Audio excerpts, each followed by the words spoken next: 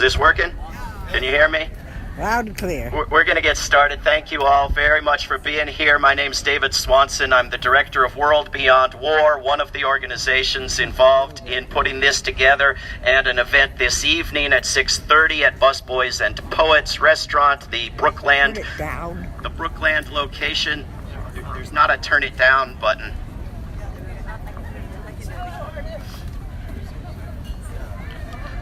Technical difficulties. Is that better?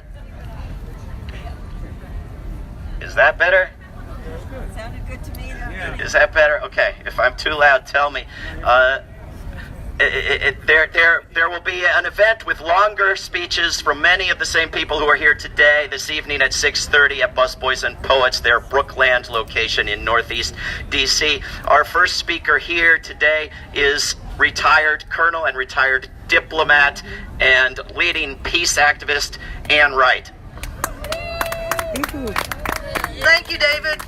Well, this is the beginning of 18 years the United States has been in Afghanistan. 18 years. It's almost double the time the Soviet Union was in Afghanistan. We know how it turned out for them, and we're twice as dumb as they are. 18 years that the United States has been at war in Afghanistan. As David said, I'm a retired Army colonel. I spent 29 years in the U.S. military. I also was a U.S. diplomat. I resigned in 2003 in opposition to the war on Iraq. However, before I'd resigned, I had gone to Afghanistan to be a part of the small team that reopened the U.S. Embassy there in December of 2001. I stayed there from December of 2001 until April of 2002. And at that point, we in that tiny little embassy in Afghanistan had cabled back to Washington to the State Department 5 blocks away from here saying, whatever the U.S. is going to do, you better do it fast, because we know the history of all foreign involvement in Afghanistan, and countries, empires that think that they're going to do what they want to do with the Afghan people always lose. So we suggested that if the United States, its purpose was supposedly to go after Al-Qaeda after 9/11, but then the purpose expanded to going after the Taliban, doing this, that, and the other thing. We said, if you want to help Afghan people with a little education, some roads, things like that, you better start doing it fast, because after about 2 years, our welcome is worn out by those who may have welcomed us in the beginning. And certainly it was not all Afghans that welcomed the U.S. intervention in the very beginning. So here it is 18 years later. 18 years later. And if you look at what's happened in Afghanistan, how much of the country is controlled now by the Taliban? More is controlled by the Taliban than the government of Afghanistan. If you look at things like drug production, heroin, poppies, the amount of poppy production has increased every year the United States has been there. There are a few highlights. There are more kids that are in school, and that's good. But when you look at the number of Afghan civilians that are being killed by the war on Afghans, it's horrific. And we'll be having today a young man from Afghanistan who is now a student here in the United States who can tell us more.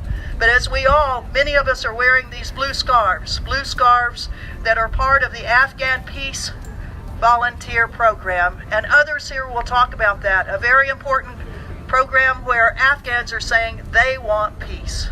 So we're glad to be here right now in front of the White House. It's a shame it has to be 18 years we've been coming here saying it's time to stop this war in Afghanistan.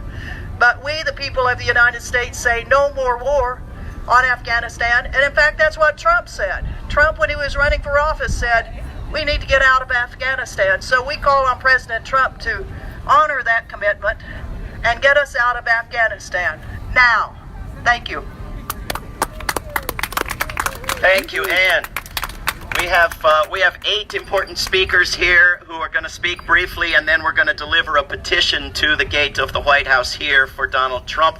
The second speaker is myself. Again, I'm David Swanson, the director of World Beyond War. Here's what Trump said exactly while campaigning for this office. Let's get out of Afghanistan. Our troops are being killed by the Afghans we train, and we waste billions there. Nonsense. Rebuild the USA. End quote. Donald Trump, candidate for president. There are two lies in there. The first is that he was going to do that. He has not. Instead, he's escalated the war on Afghanistan, albeit on a much smaller scale than his predecessor did. And second, you can't spend this kind of money on one country. Nobody has the level of imagination or creativity to do that. If you redirected this amount of money to good human and environmental needs, you would have to spend it on more than one country, not just the US of A. Afghanistan, however, is Barack Obama's war. More than Trump and Bush put together when measured in terms of U.S. troops, U.S. dollars, dead bodies, every measurement of the war. It is Barack Obama's war, and it's important to understand that both big political parties have a stake in this war, while the people of the United States and the people of Afghanistan and the people of the world have a stake in ending this war. The U.S. does not, contrary to popular opinion, have a responsibility to do something or other, to negotiate the future of other people's land before getting out. If I break into your house and kill your children and destroy your furniture, I do not have a moral responsibility to stay and spend the night and negotiate your future with some gang in your neighborhood. I have a responsibility to turn myself in to the nearest police station.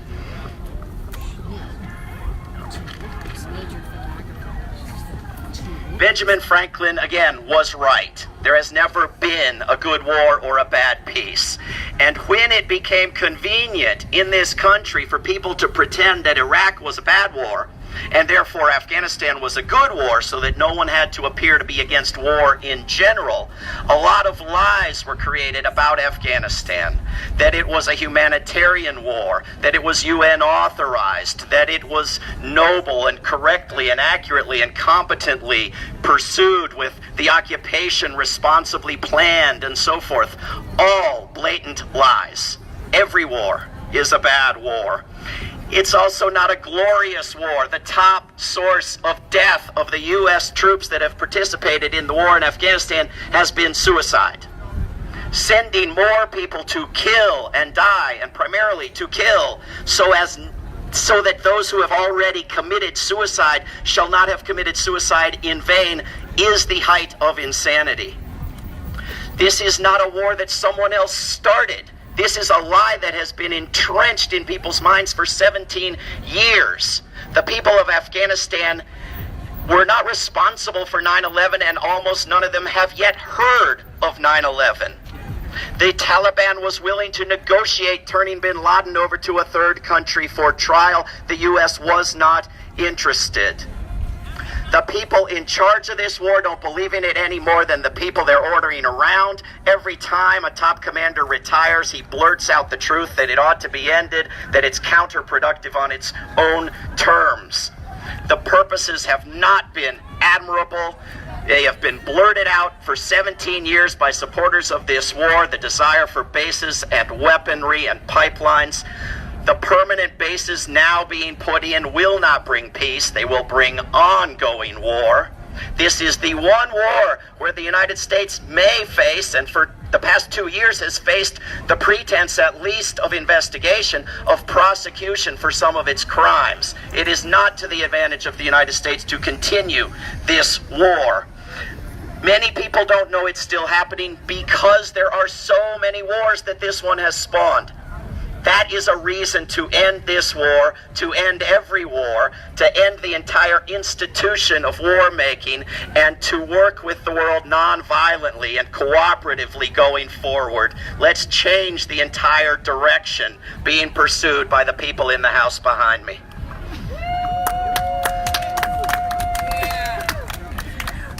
Our third speaker, I'm very pleased to bring up here Brian Terrell, who is the co-coordinator of Voices for Creative Nonviolence. Brian. Thank you. October 7, 2001, B-2 stealth bombers from Whiteman Air Force Base dropped the first bombs of the U.S. NATO war in Afghanistan, the first planes to violate Afghan airspace, supposedly to weaken the defenses of a country that was already defenseless from years of war already. A few weeks after that attack, Vice President Dick Cheney predicted that the war that began that day would never end. He said it would become a permanent part of the way that we live. Announcing plans that were being made to spread the war to 40 to 50 other countries, he said, "The way I think of it is, it's the new normalcy." 17 years later, the war, as the U.S. military is conducting counter-terror activities in 76 countries, the war has exceeded even Dick Cheney's expectations. The cost of the war in dollars and in deaths, and the fact that it's resulting in even more insecurity and more terrorism before, is not lost on those who stand to profit from it. This war is not a war that's intended to be won, intended to be resolved, or ended in any kind of way. It's meaning to be a permanent war, a permanent market for the military-industrial complex. The 2016 election showed us more than anything how much the war has become normal, how much permanent war has become the way that we live. As has been pointed out, Donald Trump was the only candidate of the two parties to question continuing the war. And when, a year ago last August, he reneged on that and pledged the war would continue and would escalate, even his critics in the media said, well, now he's being presidential. Last week I was in Milwaukee. I was there for the commemoration of 50 years since the Milwaukee 14 draft board raid. One of many where draft board raid, very many dramatic protests against the Vietnam War at the time. But fewer people today are paying attention. In 1968, the streets, the pages of the media and the TV screens, the schools and the churches were all crying out, both political parties, 4 years in Vietnam, a quagmire, intolerable, it has to end, and people took to the streets to demand that. Today, 50 years later, war, unfortunately, has become a permanent part of the way that we live, and there's no sense of urgency. Ultimately, the underpinning of this global network of robbery and murder is the threat of nuclear war. 2009, President Obama announced a new stockpile stewardship program, pledging more than $1 trillion to ensure, quote, safety, security, and reliability, and life extension of nuclear weapons, of our deteriorating stockpile of weapons. So think of it, $1 trillion and more for the stewardship, not over our fragile environment, not stewardship for our crumbling infrastructure, roads, tunnels, not stewardship of our hospitals, not stewardship over the environment, over our national parks, but stewardship over the stockpile of nuclear weapons threatening all life on Earth.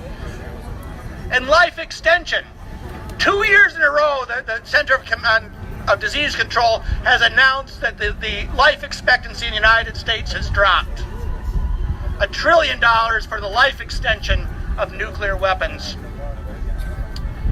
While profiting the few, the war on terror has murdered millions, made tens of millions of refugees, played hell on the quality of life and civil liberties here. The war comes home.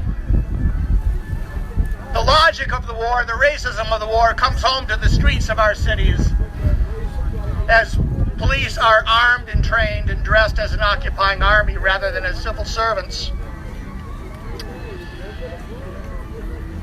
All is at risk. It can no longer be said that a world governed by mutual respect rather than domination, by equitable distribution of resources rather than exploitation, a world where conflicts are resolved peacefully and set up by war is an impossible utopian dream. Creating such a world is not a utopian dream, but it's the only realistic, pragmatic solution to the very hard, real situations facing us today. It's a requirement for survival. The conceit that things can continue as they have the last 17 years is the most dangerous delusion of them all. In 1967, Dr. Martin Luther King Jr. noted, "Now it should be incandescently clear that no one who has any concern for the integrity and life of America today can ignore the present war." Such is true today. There are many injustices to be corrected. There are many needs to be met. Many important issues that we need to be about.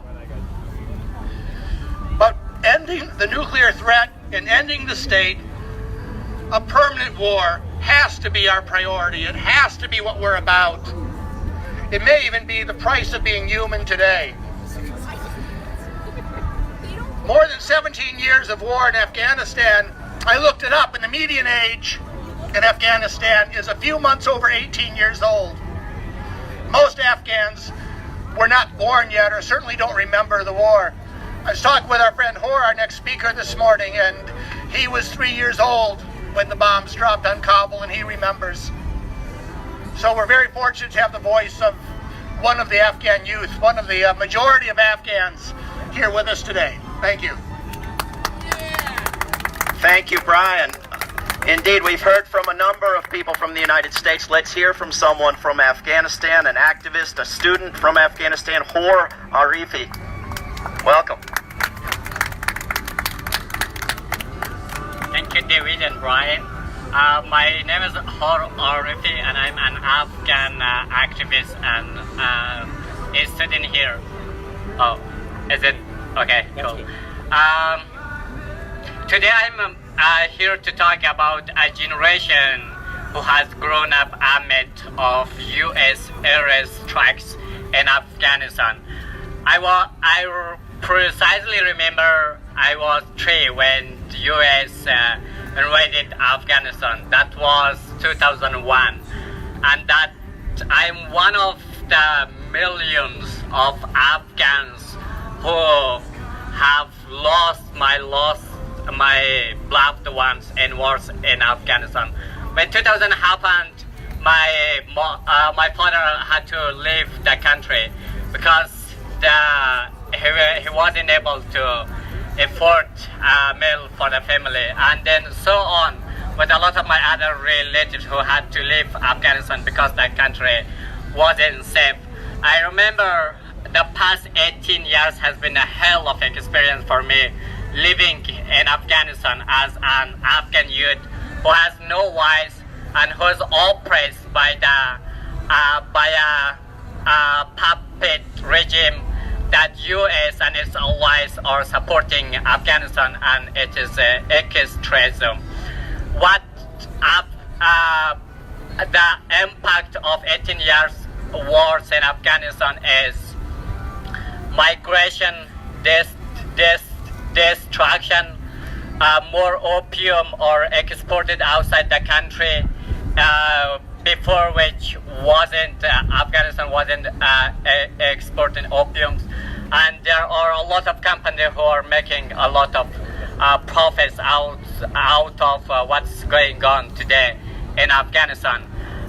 The result of 18 years wars in Afghanistan is over 2 million Afghans who are migrated outside Afghanistan, and on 2015 more than over 200,000 Afghan young people had to leave the country because the country isn't safe anymore. Today, what the U.S. government and what its allies is doing over Afghanistan is illegitimate and wrong. And Afghanistan is facing a proxy war between the imperialism countries who are implementing their own policies and will over the people in Afghanistan. And nowadays, it's it's been 18 years that the locals and Afghans are paying the cost to these wars. Some people are getting rich and richer every day, and poor people are paying all these guys and the sacrifice for this war.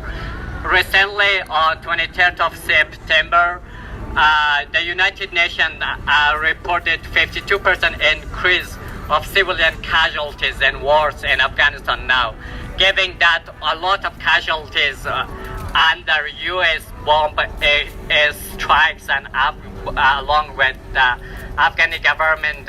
It's made up of children and women, and it's so, I think we need to question that why war is so normal, not only in Afghanistan, but what happened after 9/11 attack and the world policies over Middle East. Today, living in Afghanistan is one of the scariest things that an Afghan can experience. And it's been over 4 decades that we have been witnessing 4 generations growing in war. And there is no one who has a soothing memory of wars from Afghanistan. And I encourage the people of the United States to hold the government accountable for the atrocity that they are doing in Afghanistan. And instead of spending more trillions dollars in war in Afghanistan, they can help with paying repression of war to Afghan people, with improving their lives, helping them to have a good education system, helping to improve the women's rights in Afghanistan, and helping with their health care. And today, over 45% of Afghan population are living under an absolute line of poverty, and their income is estimated to be less than $1 in a day. So let's think for a while how much of this money was helped for the people. None. Zero. A big zero. And then 18 years of war has failed in Afghanistan because the US and its ally with NATO coalition are prescribing the same medicine, which is war. But it solves nothing. It brings more destruction to the country, and then it wage more counter-terrorism. And I'm thanking all the people who have attended this event and supporting the anti-war movement in the United States. And indeed, we need more actions like this to be able to walk in this despair age. And I hope that one day, no Afghan youth will experience the same life that they have been experiencing for 18 years in Afghanistan. And thank you. Thank you, Hoor. A couple of our remaining speakers are veterans of the war on Afghanistan. Our next speaker is the Reverend Dr. Chris J. Ontal, a minister of the Unitarian Universalist Congregation at Rock Tavern, New York, and a veteran of the U.S. war on Afghanistan.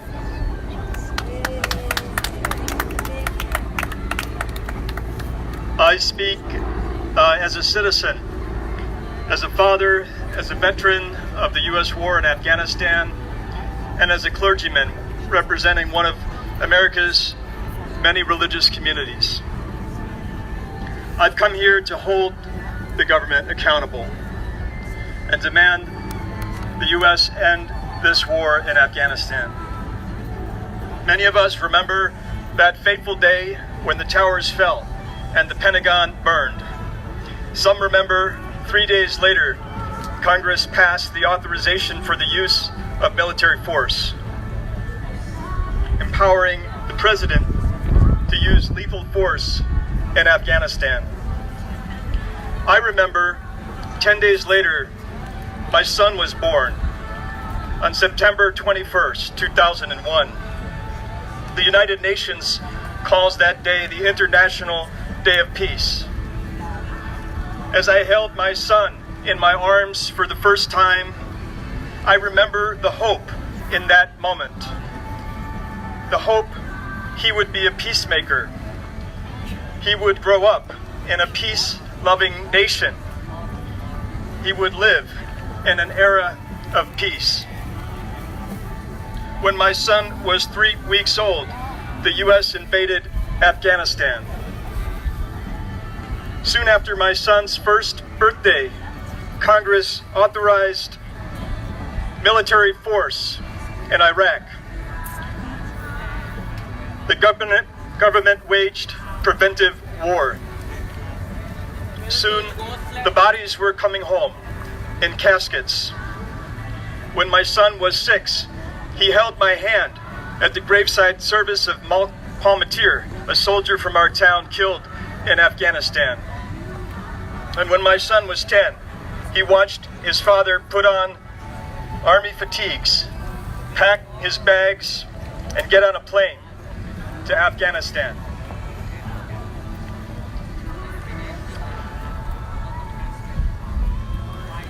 My son, in that moment, wondered if I would ever return alive.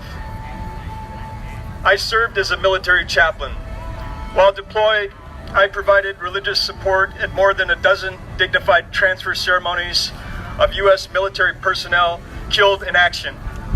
I saw blood pour from the bodies of soldiers and gave pints of my own blood to keep the wounded from bleeding out.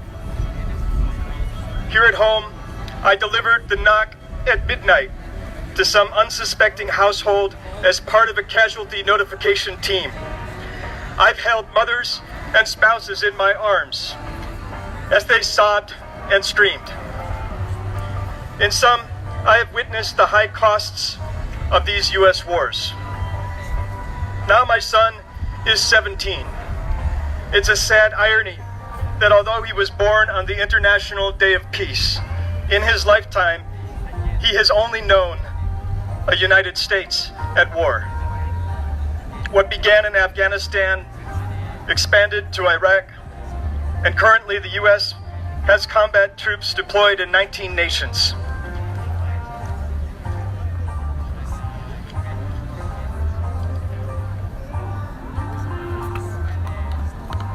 After 5 years as a military chaplain, I resigned my commission to protest U.S. policies that have trapped the U.S. in Afghanistan in an endless cycle of war on a global battlefield. My religious community covenants to affirm and promote the inherent worth and dignity of every person, justice, equity, and compassion in human relations, the interdependent web of existence, the goal of world community. It applies to all people, everywhere. Grounded in this covenant, in this faith, my religious community repudiates aggressive and preventive wars, the disproportionate use of force, the dropping of the mother of all bombs, relentless air slaughter, covert wars with drones and high-tech kill teams. We repudiate targeting that includes a high risk to civilians. We repudiate the kind of unilateral intervention and extended military occupation we see in Afghanistan as dangerous new forms of imperialism.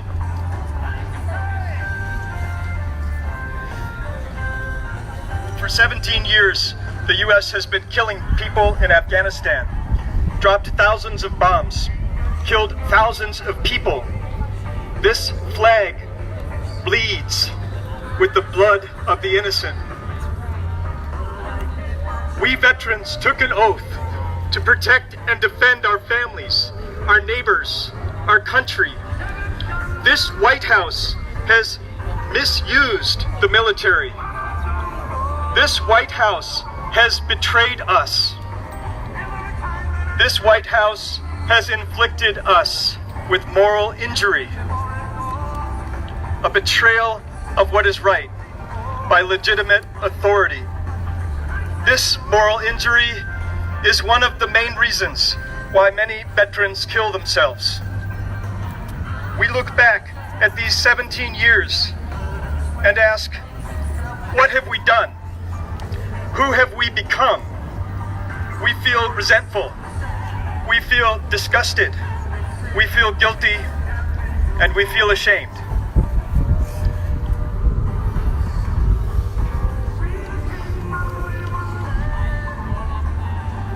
Our moral injury is evidence of our moral sensitivity and moral seriousness, and a powerful motivator for moral revolution.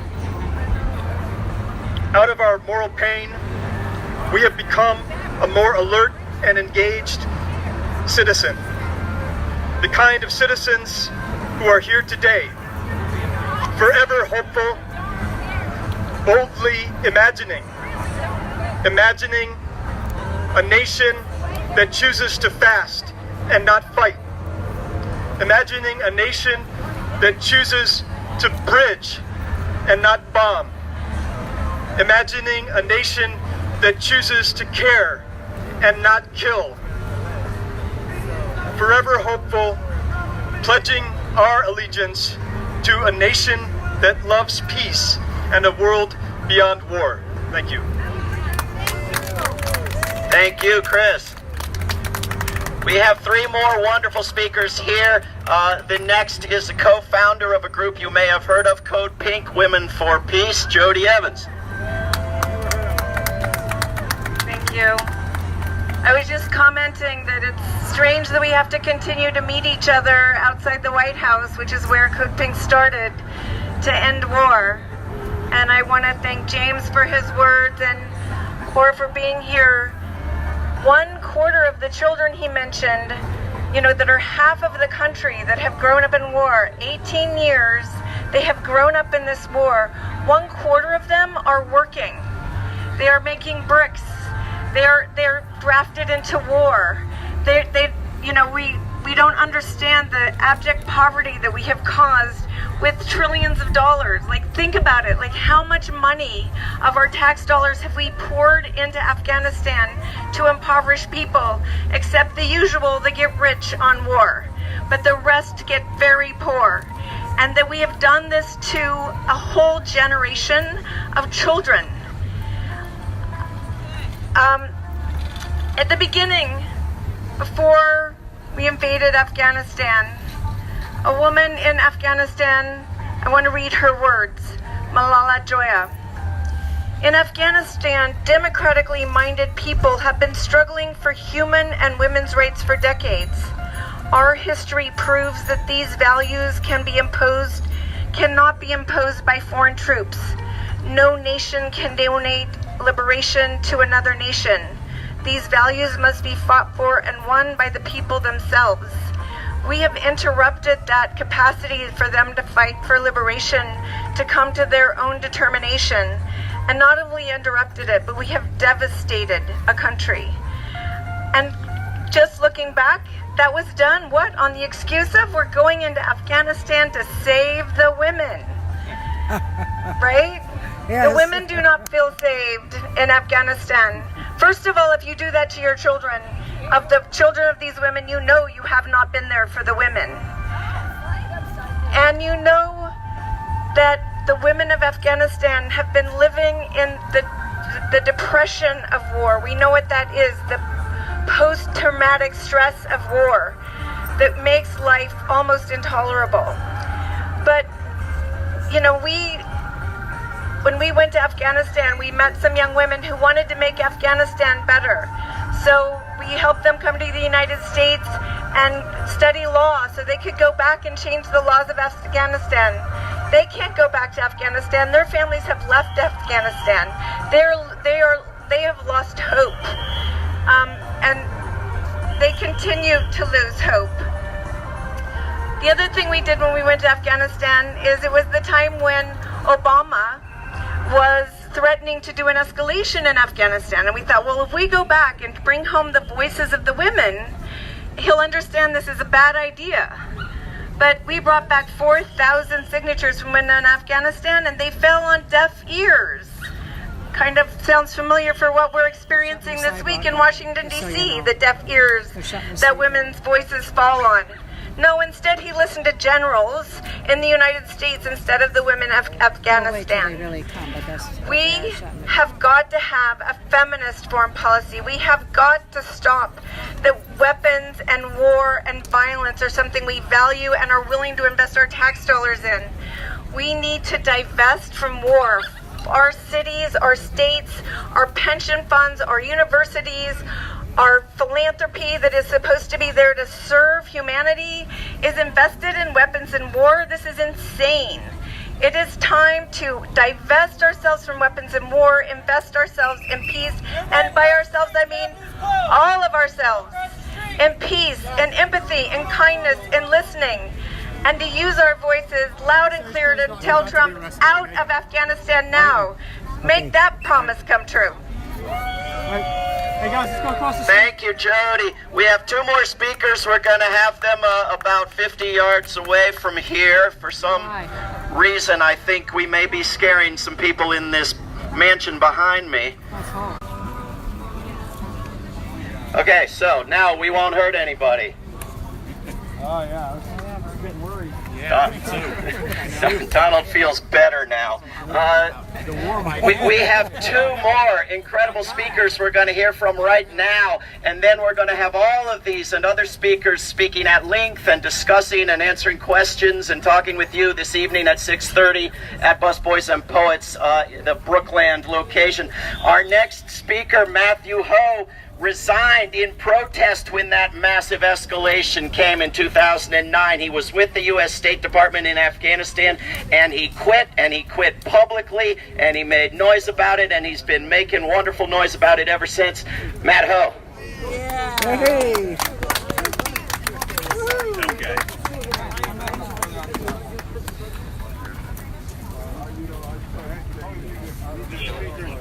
All right. For those who are watching on live stream, this is how the sausage is made, so to say. I want to thank everyone here who came out to support today. I was in the Marine Corps for 10 years. I was in combat in Iraq. In 2009, I have been appointed to a State Department position because of my past experiences in Afghanistan, and I couldn't. Amigo, sir. What's that? No, you're good. You're good, man. You're good. Keep going. So, in 2009, resigned in protest because I couldn't go along with the escalation of the war. Just a quick note on that. I'll speak more to that tonight. However, when I did resign, it was front page news in the Washington Post. I asked the lady who wrote the story, Karen DeYoung, who was traveling with Secretary Clinton all the time, why did you write the story about me on the front page? Why was it such a big deal? And she said, because when you resigned, what you said in the letter, everyone I spoke to in the White House, National Security Council, the Pentagon, and the State Department agreed with you. But they all went along with the lies. And all these years later, they're dead. And I think a lot of people are saying, how come the United States hasn't won this war in over 17 years of conflict? And I hate saying 17 years because for the Afghan people it's been over 40 years of U.S. involvement, Soviet involvement, outside involvement that has just victimized an entire nation. But the reason why the United States has not won militarily in Afghanistan is because we continue to kill the children of the Afghan people. I want to reference two friends of mine. One is an Afghan American who fled with his family in 1982 from the war. He just turned 46. The average age for a man his age who's Afghan is the life expectancy for an Afghan man his age is 38. Oh. It's heartbreaking for him, and he'll never get past what has occurred there. We are responsible for more civilian deaths than what are acknowledged by the United States or by the United Nations. If it doesn't make the press, and there is no press in southern or eastern Afghanistan, it is not reported, and it is not recorded, and the world does not know about it. A friend of mine who fought with the Mujahideen against the Soviet Union keeps me in contact with many people in Helmand province. And this week there have been airstrikes, just as there are every week. And for one village, they lost 7 children. And I've seen the video of the children in the back of the pickup truck. And you're not going to be able to see this very well, but I wanted to hold this. And if I was in better health, I would climb over the gate and post it on the fence of the White House. But this is a man holding the head of a decapitated infant. A baby who died from our airstrikes in Afghanistan this week in Nowzad, Helmand province. This happens every day around the world. It happens every day in Afghanistan. And if you want to know why the war isn't over, it's because we are killing their children. And would you stop fighting? Would you stop fighting us if we were killing your child? I mean, we can go into the data, the statistics, the finances, how corrupt the Afghan government is, how much money we've spent, how many dead, wounded. But the simple reason for this is that we are killing their children every day. And this man will never know. I don't think that we stood here today, and this infant certainly won't know. But every day there are children like this, and I've touched the dead. I've touched the dead on all sides of this war, and it's why I stand here now. And so I want to thank everyone for being here. I want to thank everyone for continuing to support the people of Afghanistan. This is not about the U.S. government or the Afghan government or the Indian government or the Pakistani government or the Russian government or the Iranian government. This is about the people of Afghanistan just as much as it's about the people of Iraq, Syria, Yemen, Somalia, Libya. So again, thank you. Thank you, Matt. The U.S. brings a lot of other countries into its wars. It's a global operation, and if it weren't, if the world wouldn't go along, it would have a much harder time of it. So we need a global peace movement, and World Beyond War has chapters and allies and affiliates around the world, and we have a wonderful leader of World Beyond War in New Zealand, which comes into this horrible war, among others, in Liz Remmerswaal. And we need to welcome Liz to this heart of the beast and see what she can tell us from New Zealand. Liz Remmerswaal. Kia ora. Thank you, David. And thank you to all the other amazing speakers who have spoken before me today. And I'm sure all of us are feeling very moved when we think about those children and those families who have been so destroyed. With our taxes, with our bombs, with our soldiers. Tēnā koutou, tēnā koutou, tēnā koutou katoa, ngā mihi nui ki a koutou. As David said, my name's Liz Remmerswaal Hughes, and I've come from Aotearoa, New Zealand, where I'm the National Coordinator of World Beyond War. I've been interested in peace all my life, as my father and both my grandfathers sailed to the other side of the world to fight other people's wars. In South Africa, in Turkey, in France, in Egypt, in Italy. I come here in the spirit of peacemaking. My father was a newborn baby in 1914 when his father went off to Gallipoli, and he was also in a position where he had to write to the families and tell them of their loved ones' deaths.